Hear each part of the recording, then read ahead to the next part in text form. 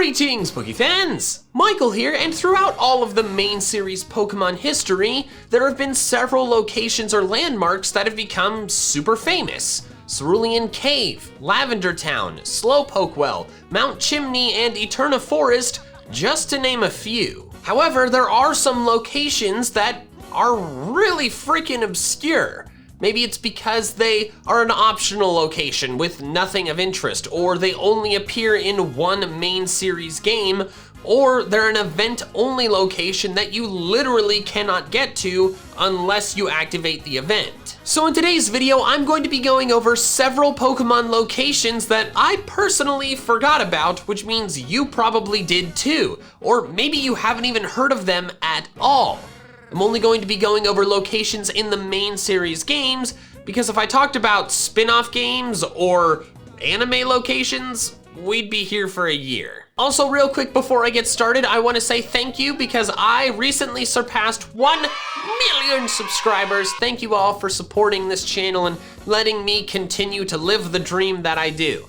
Also, if you have any suggestions for like a 1 million subscribers special video I could do, tell me in the comments because I have nothing. But now let's get started with the locations. I will progress through them in generational order, starting with Generation 3. I'm skipping Gens 1 and 2 because they're too famous. They're too established, and Kanto and Johto have been featured throughout so many games throughout all of Pokemon's history that I didn't forget about a single Kanto or Johto location. So, in my opinion, they're too memorable to be featured here. But while Kanto doesn't have any locations that people forget about, there's an area near Kanto that definitely does because it isn't as well known. This area only showed up in one pair of main series Pokemon games throughout all 8 generations. The Sevi Islands in Fire Red and Leaf Green. There's tons of landmarks there that don't show up in any other games, so they end up being pretty obscure, especially since 4 of the 7 islands can only be accessed once you've beaten the league. But even though they're all reasonably obscure, there are a few specific landmarks there that I think take the cake. The first is actually a pair of landmarks technically, but they're connected, so I'm counting it as one entry. That being Outcast Island and Altering Cave. Outcast Island is a water route, and of course, Island itself, north of 6 Island, and it's the farthest point from 6 Island's Pokemon Center. You progress through Water Path, then Green Path, which contains the Pattern Bush, and then get to the route that's called Outcast Island, where the island itself is at the very end. There is practically nothing of interest here other than an item or two and some trainers. That is, until you notice a solitary cave entrance. Surely this cave must be full of ancient and fascinating treasure. After all, it's a remote, desolate location in a Pokemon game, and those tend to have interesting things in them. You enter the cave, known as Altering Cave, and find the rewards for your exploration and journey are nothing. Literally, nothing. The cave is one room, has no items, and the only wild Pokemon in there are Zubat, ranging from levels 6 to 16, which is weirdly low since this area can only be accessed after you've beaten the Pokemon League. So, what's the deal? Why is there this extremely remote cave with nothing but weak Zubat in it? Also, why did they bring it back in Emerald version? It's in the more accessible location of Route 103 after you've beaten the Pokemon League, but seriously, what is the point of this empty cave with just weak Zubat? My old Fire Red and Leaf Green guidebook says that Altering Cave is as desolate and lonely as can be. Or is it? It is, but it wasn't supposed to be. The reason Altering Cave exists but has nothing of interest is that it was originally intended to be a mystery gift location. Data miners found within the code of these Generation 3 games that Altering Cave is capable of spawning 8 different Johto Pokemon: Mareep, Aipom, Pineco, Shuckle, Teddiursa, Houndour, Stantler, and Smeargle. Their spawns are triggered by mystery gift events, and when that occurs, whatever the Pokemon that's part of the event is, completely replaces the Zubat spawns within Altering Cave. This seems to be a feature to give players a way to get these Johto Pokemon without having to trade with Pokemon Coliseum. At the time of Fire Red and Leaf Green's release, Pokemon Coliseum is the only Pokemon game that you could get these Pokemon from in Gen 3.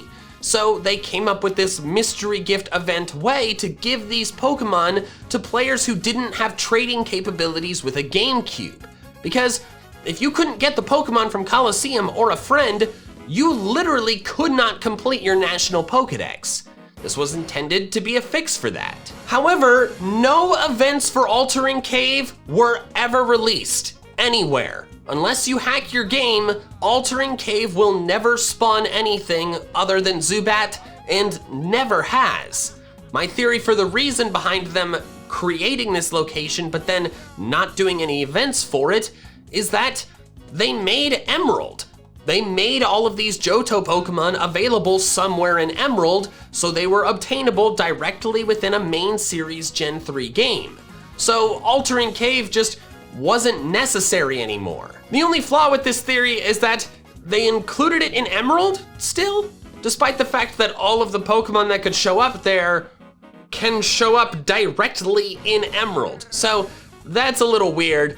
I guess it's just another one of those situations of Game Freak coding in something and then deciding later, actually, never mind. But because Altering Cave was never utilized, it became a remote location with no significance in a completely skippable place.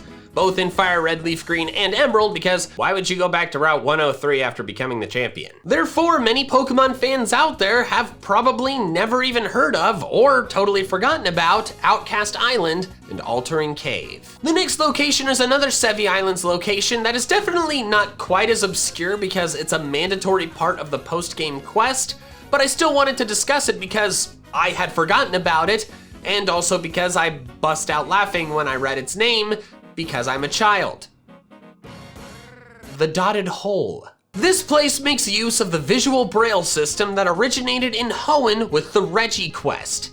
That makes sense because what lies at the bottom is the Sapphire, the item that, along with the Ruby, you need to be able to trade between the Kanto games and the non-Kanto Gen 3 games. You can only enter it by using cut at the entrance, which the braille says to do by simply reading cut. The next message tells you the order of holes to jump through, up, left, right, down, and the final message once you've reached the Sapphire reads, "Let the two glittering stones, one in red, one in blue, connect the past.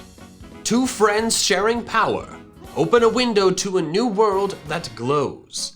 The next world waits for you." Kinda weird that an ancient society wrote a message about building an interregional communications network for long-distance trading. The next location is another Gen 3 island cave, that being Artisan Cave in Emerald. I am certain most of you remember the Emerald Battle Frontier, because that place is lauded as being one of the best post-game things to do areas in all of main series Pokemon history. However, I would bet that many of you forgot that the Battle Frontier Island has a hidden cave. I certainly forgot about it. It's a cave you can only access after you've irritated and then either caught or defeated the Sudowoodo near the Battle Palace. You head down the waterfall, surf a short ways, and boom, there's the cave. The inside of it has some EV increasing vitamins, but most notably the only wild Pokemon in there are Smeargle, hence the name Artisan Cave. This is the only place in all of the Gen 3 mainline games where you can catch Smeargle, since as I mentioned, Altering Cave was never given an event to cause Smeargle to spawn there. Aside from Smeargle and the vitamins, there's not much to see. You progress through until you reach the exit-only side of it that spits you out next to the battle tower. But once you have a Smeargle and have collected all of the vitamins in there, you really don't have a need to ever go back. So it seems to just be a place that was implemented to be a fun little extra place to check out in the post-game, and also a place to put Smeargle. Those factors, combined with it only being in a post-game area in one main series game throughout all of Pokemon's history, means it's a pretty forgettable place. The next location is another Hoenn location, that being the Scorched Slab. In the original Gen 3 games, it's a single room cave on Route 120 with the TM for Sunny Day in it, and nothing else. Seriously, nothing else. There's not even any wild Pokemon. I always thought it was strange that this single room with nothing in it but a TM got its own name, and a cool name at that. They easily could have just made a small little island on Route 120 and had the TM sitting on top of there. But because this name is used for a single TM, and you get in, get out, and never come back, it means it's an extremely forgettable location. Omega Ruby and Alpha Sapphire clearly realized this was silly and expanded the Scorched Slab substantially, giving it multiple floors, wild Pokemon, many more items, and a post-game legendary to catch, that being Heatran. So if you poked around in it in ORAS, it's probably more memorable to you.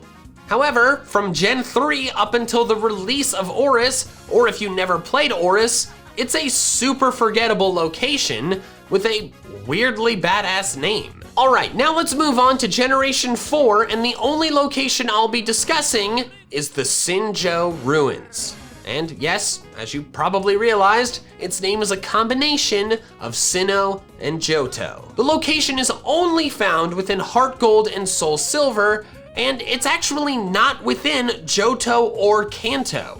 If you look at your map while in the Sinjoh Ruins, it indicates that you're just somewhere north of Johto. The reason it's such a forgettable place, and that many of you have probably never heard of it, is that it's an event-exclusive location for events that were extremely difficult to find. You needed an Arceus from the Hall of Origin, which was never possible because they never released the Azure Flute, or you needed an Arceus from an event distribution. Do you know how many legitimate Arceus distributions there were back in Generation 4? 9! 9 throughout the whole world, and they were all in different places. If you were from the United States like me, you had 1 week in November of 2009 to get a legitimate Arceus in a Gen 4 game. That is it. If you didn't get an Arceus from the extremely limited event in your region, and you didn't have any friends that did get one, it is literally impossible to access the Sinjoh Ruins without hacking your game. However, many people have of course hacked their games, so we know what happens in the Sinjoh Ruins event. And what does happen is, well, to summarize, some crazy shit. If you take your Arceus to the ruins of Alph, a researcher there is excited and takes you into the ruins to examine the unknown markings. Then, you're suddenly teleported to the Sinjoh Ruins, where you meet up with Cynthia. She takes you inside where you must choose between one of the 3 symbols on the ground, referring to Dialga, Palkia, and Giratina. Once you've made your choice, some unknowns show up, and then the most insane cutscene in Pokemon history plays.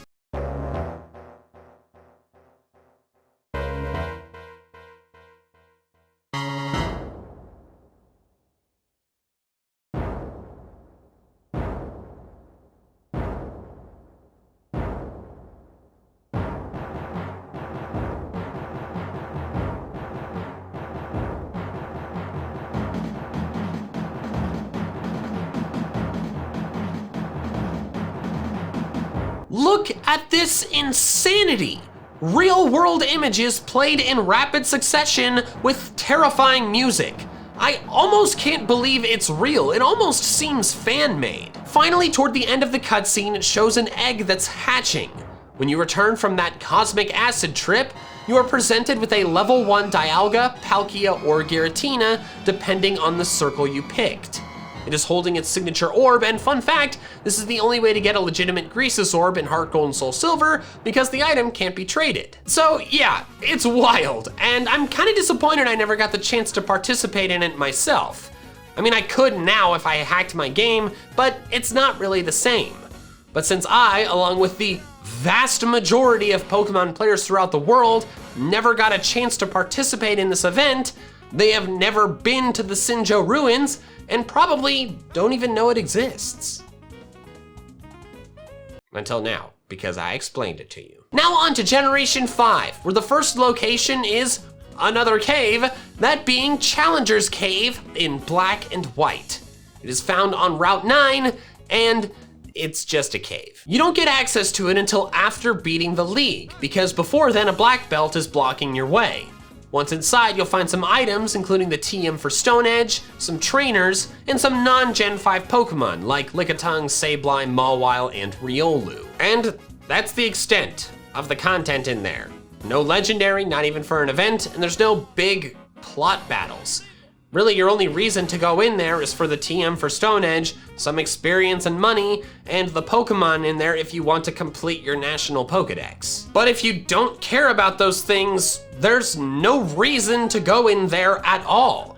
Plus, it's wholly possible to just forget it's there, because you have to go back to Route 9 after beating the league to get into it, and there's no real plot reason to return to Route 9. And the cherry on top of this cave's forgettable Sunday is that it's not in Black 2 and White 2.